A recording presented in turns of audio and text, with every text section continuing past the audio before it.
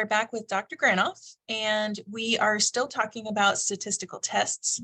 And we had a conversation last week that kind of sparked an interesting conversation about the similarities and differences between some tests. So Dr. Granoff is going to talk to us about a comparison of 4 different tests right now and what their differences are.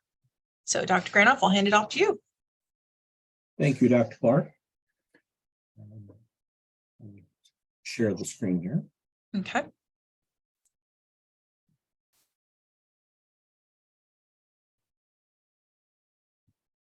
What we're going to do is look at 4 different ways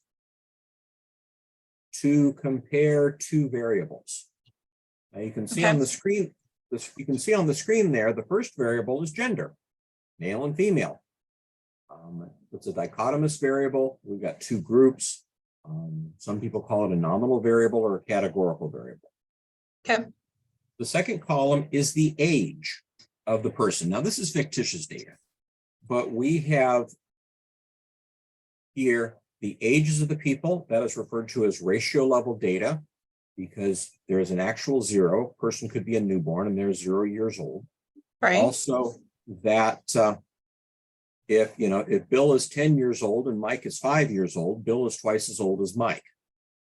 Right. So we're going to look at 4 different ways to analyze it. And the truth is they all come up with the same answer. However, there's certain subtleties and such, and we'll talk through that as we go through. So again, we're going to look at gender and age. Okay. And we have a sample of 20 here.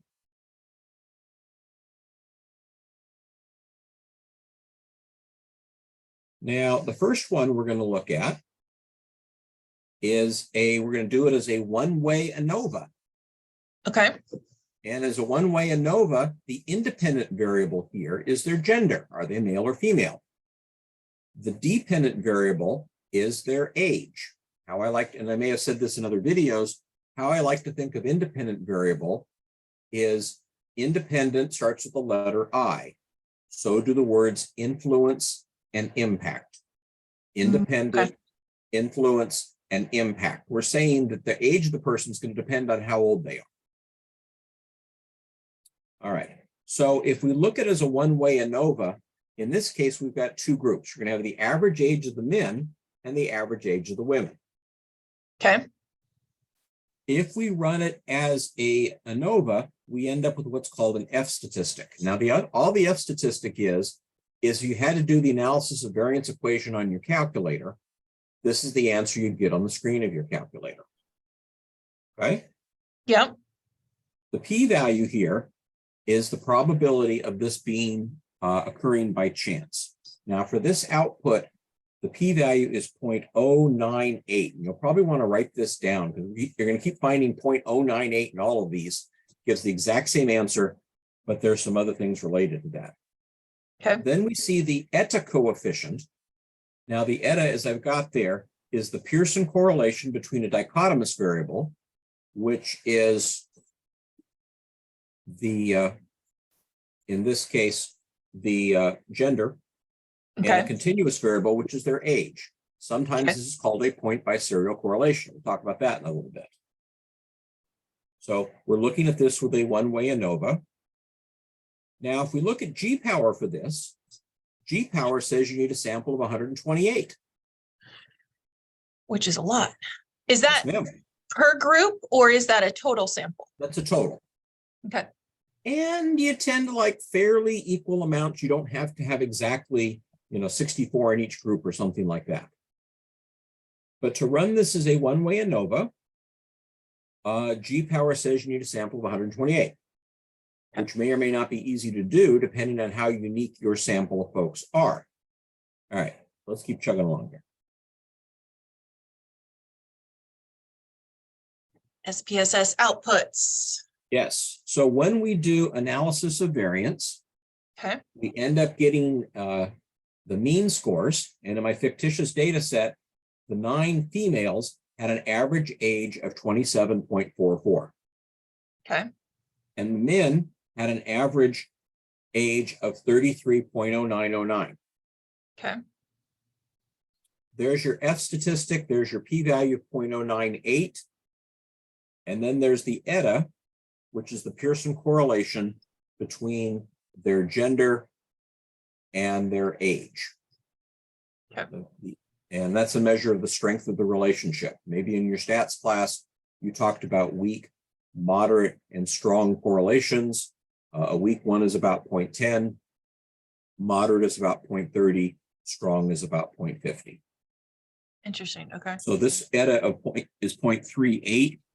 So there's a moderate strength relationship between the two. So this is being done with a one-way ANOVA. Gotcha. Now, next one is instead of a one-way ANOVA, we're going to do this as a t-test. Okay. And the t-test is the average of one group to the average of the other. And I go, doesn't that sound like ANOVA? As a matter of fact, it is. Sounds very familiar. And yes, it should be. So if you have two groups, remember how we had the F statistic of 3.038, the T statistic is 1.743, which is the square root of that, because the t-test is a special version of the one-way ANOVA. Okay. The p-value, there's our 0.098 again, and G-power says we need a sample of 128. So Yep. it says you need the same for the t-test or the one-way ANOVA. Okay. There's your SPSS output. Females average of 27.44, men are 33.0909. And we have our T statistic, and then our p-value again is 0.089 or 0.098. Okay. Okay. So to recap, so we're looking at gender and age.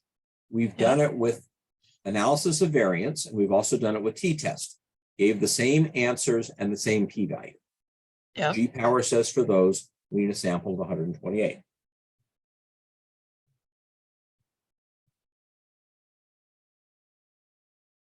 Now, the next way we can looking at gender and age is we can do it with a Pearson correlation.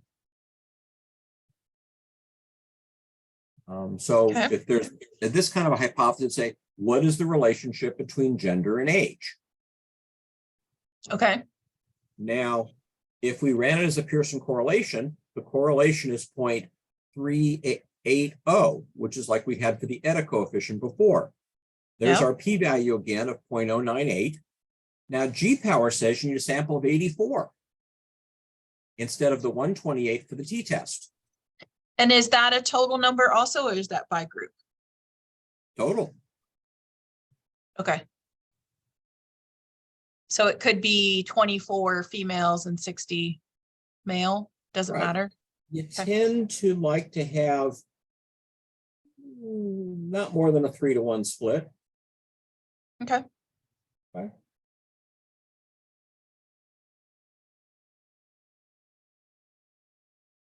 So now we're going to run it as the Pearson correlation. You see the correlation, which is a little r value of 0.380.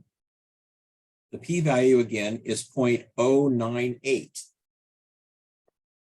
which is the same as what we had for the ANOVA and the t-test. And that p-value is telling us whether this is significant or not significant. Yes. Now there's another advantage to doing it as a correlation. Okay. When you're writing up your tables, if you do it as a correlation, all you have to say is 0.38. If you did it as a one-way ANOVA or a t-test, you have to show both groups. You have to show the means and the standard deviation for both groups. You have to show the T or the F statistic and the p-value. And if you're using something like layered statistics for assumptions, there's more assumptions for t-test and ANOVA for some reason than there are for correlation.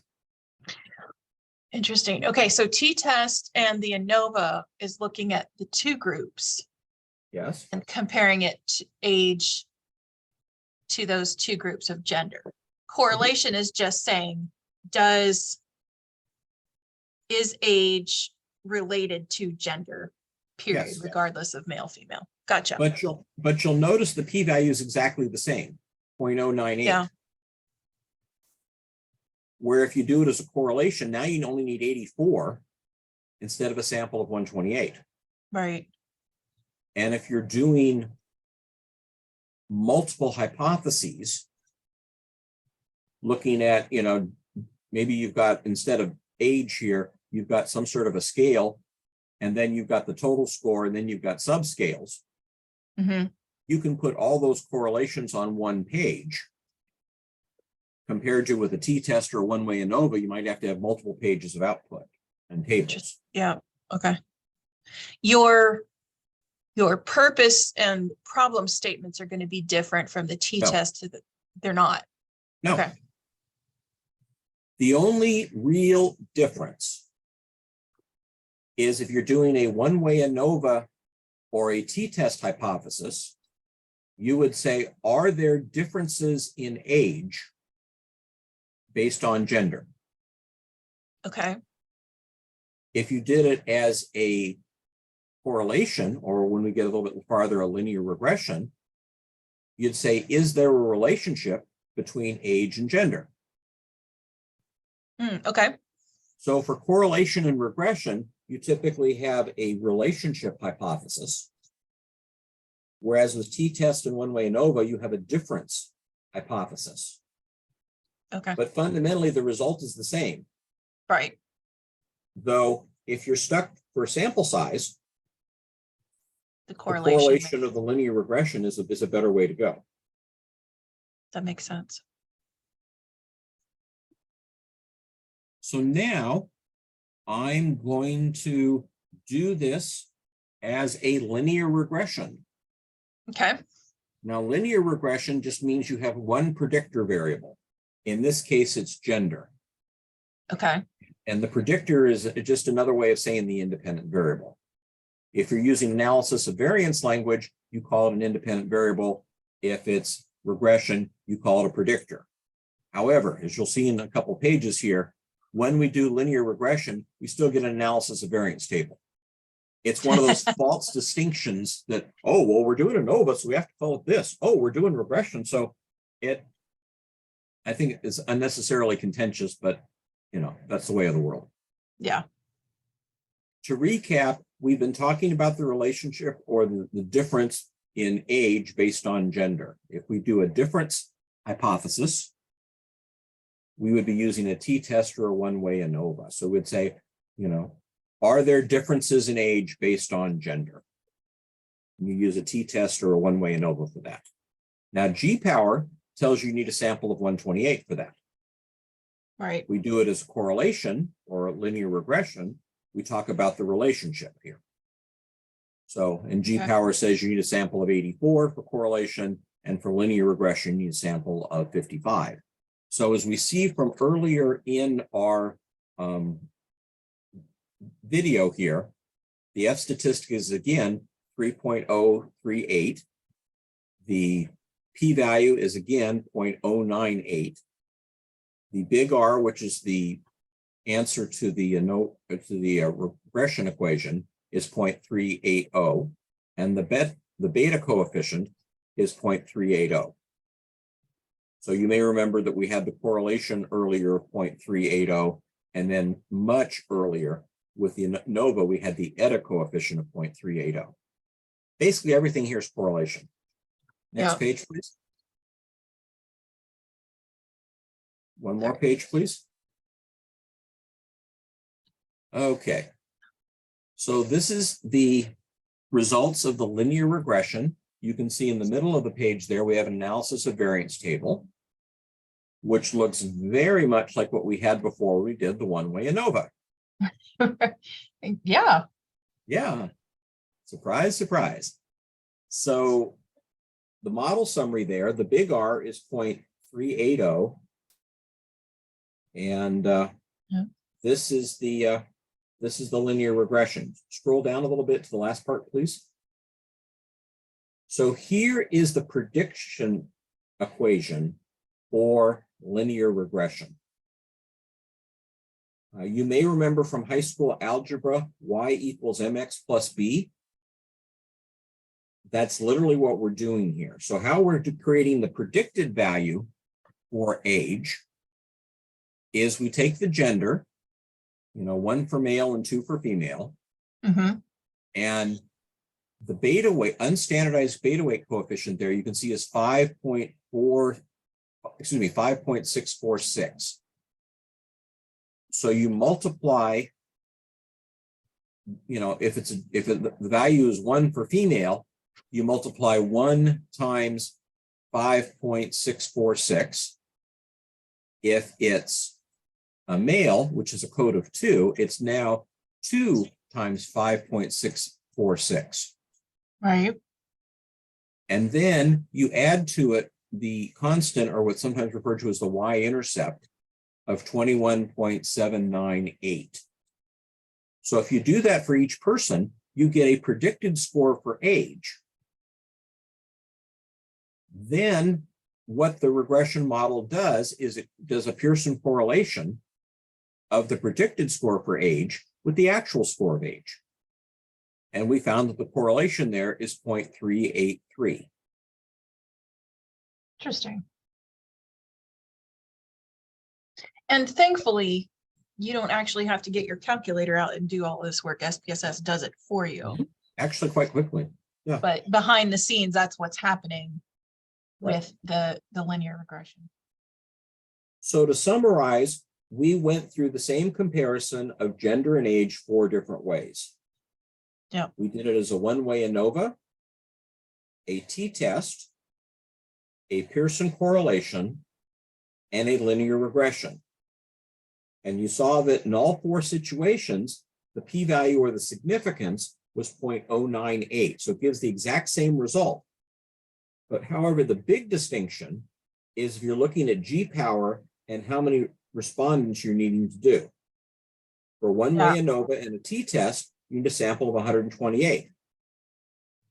For correlation, you need a sample of 84. For linear regression, you need a sample of 55. Yep. Which, That's actually sorry for the interruption. That's actually a really good point, because a lot of times, if your target population is smaller, you might want to put that into consideration for what test you want to run, because getting certain sample sizes may be more difficult than others, especially if you're dealing with like a specialized population. Yes.